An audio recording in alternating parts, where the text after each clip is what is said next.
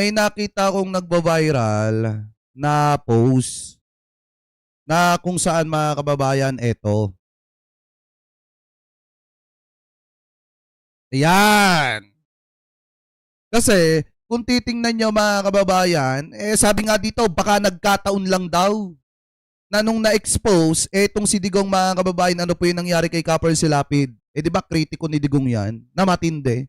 Tapos ang pinakamatindi pa dito mga kababayan, eto pa.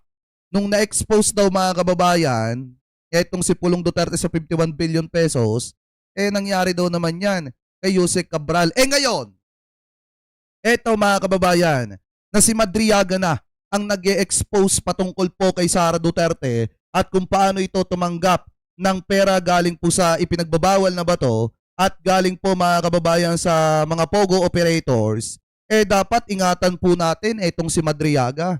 Kasi siya po yung susi laban po mga kababayan sa kasamaang ginagawa ni Vice President Sara Duterte.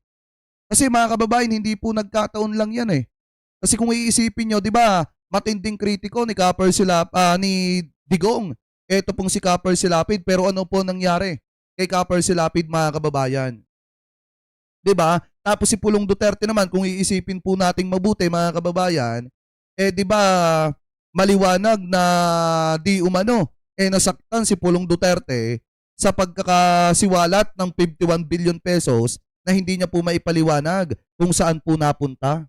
Diba mga kababayan? Kaya nga hindi po natin masisisi etong si Ramil Madriaga kung bakit wala na siyang tiwala dito po kay Sara Duterte at kay Harry Roque. So kayo, mga kababayan, kung kayo po ang tatanungin, ano po masasabi ninyo hingil po dito sa isinuwalat na ito ni Pebbles Cunanan patungkol po mga kababayan sa kung paano niya nakilala ito pong si Ramil Madriaga at kung ano pa yung mga napag-usapan po nila ni Ramil Madriaga mga kababayan. So comment below na lamang po kung ano po ang masasabi nyo hingil po sa mga topic na yan or mga topic na yan na tinalakay po natin mga kababayan.